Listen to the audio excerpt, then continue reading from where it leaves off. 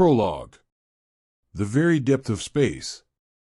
There was the length, and width, and height, and then these dimensions curved over on themselves into a bending blackness measurable only by the glinting stars that tumbled through the chasm, receding to infinity. To the very depth. These stars marked the moments of the universe. There were aging orange embers, blue dwarfs, twin yellow giants.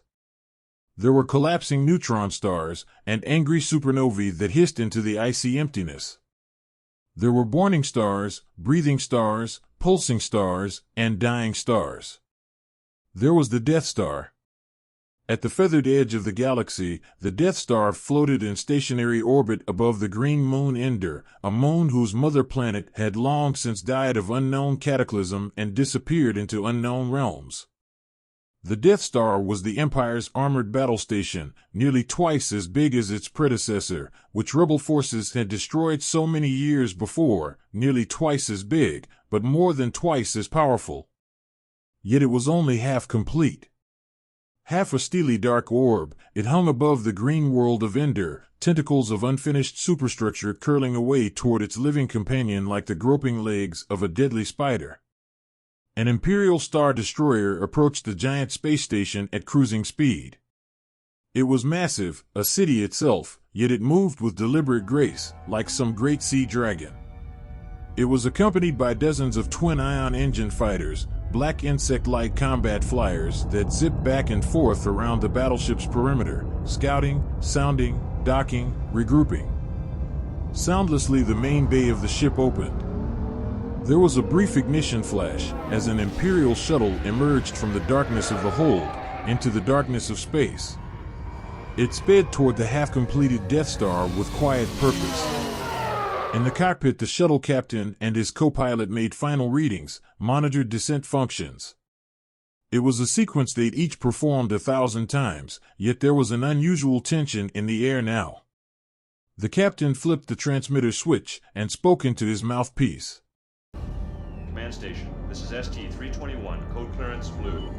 We're starting our approach. Deactivate the security shield. Static filtered over the receiver, then the voice of the port controller. Security deflective shield will be deactivated when we have confirmation of your code transmission. Stand by. Once more silence filled the cockpit. The shuttle captain bit the inside of his cheek, smiled nervously at his co-pilot, and muttered, "Quick as you can, please, this better not take long." He's in no mood to wait. They refrained from glancing back into the passenger section of the shuttle, now under lights out for landing. The unmistakable sound of the mechanical breathing coming from the chamber's shadow filled the cabin with a terrible impatience. In the control room of the Death Star below, operators moved along the bank of panels, monitoring all the space traffic in the area, authorizing flight patterns, accessing certain areas to certain vehicles. The shield operator suddenly checked his monitor with alarm. The view screen depicted the battle station itself, the moon Ender, and a web of energy, the deflector shield, emanating from the green moon, encompassing the Death Star. Only now, the security web was beginning to separate, to retract and form a clear channel, a channel through which the dot that was the Imperial shuttle sailed, unimpeded, toward the massive space station. The shield operator quickly called his control officer over to the view screen, uncertain how to proceed. "What is it?" the officer demanded. "That shuttle has a Class 1 priority ranking." He tried to replace the fear in his voice with disbelief. The officer glanced at the view screen for only a moment before realizing who was on the shuttle and spoke to himself, Vader. He strode past the viewport, where the shuttle could be seen already making its final approach, and headed toward the docking bay. He turned to the controller. "Inform the commander that Lord Vader's shuttle has arrived." Sir. The shuttle sat quietly, dwarfed by the cavernous reaches of the huge docking bay. Hundreds of troops stood assembled in formation, flanking the base of the shuttle ramp, white-armored Imperial stormtroopers, gray-suited officers, and the elite, red-robed Imperial Guard. They snapped to attention as Moff Jerjerrod entered. Jerjerrod, tall, thin, arrogant, was the Death Star commander. He walked without hurry up the ranks of soldiers, to the ramp of the shuttle. Hurry was not in Jerjerrod, for hurry implied a wanting to be elsewhere, and he was a man who distinctively was exactly where he wanted to be. Great men never hurried, he was fond of saying. Great men caused others to hurry.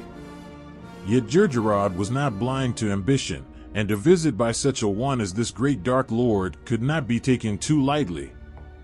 He stood at the shuttle mouth, therefore, waiting, with respect, but not hurry. Suddenly the exit hatch of the shuttle opened, pulling the troops in formation to even tauter attention. Only darkness glowed from the exit at first, then footsteps, then the characteristic electrical respirations, like the breathing of a machine, and finally Darth Vader, Lord of the Sith, emerged from the void. Vader strode down the ramp, looking over the assemblage. He stopped when he came to Jerjerrod. The commander bowed from the neck and smiled. Lord Vader, this is an unexpected pleasure. We're honored by your presence. You may dispense with the pleasantries, Commander. I'm here to put you back on schedule. Jerjerrod turned pale. This was news he'd not expected. I assure you, Lord Vader, my men are working as fast as they can. Perhaps I can find new ways to motivate them. He had ways, of course, this was known. Ways, and ways again. Jerjerrod kept his tone even, though deep inside, the ghost of hurry began to scrabble at his throat. I tell you, this station will be operational as planned. The Emperor does not share your optimistic appraisal of the situation. But he asks the impossible. I need more men. Then perhaps you can tell him when he arrives.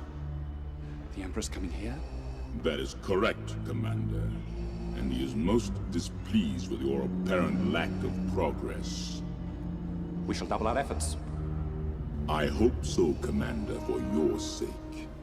The Emperor is not as forgiving as I am. For the briefest second, Vader's breathing seemed to quicken, then resumed its measured pace, like the rising of a hollow wind.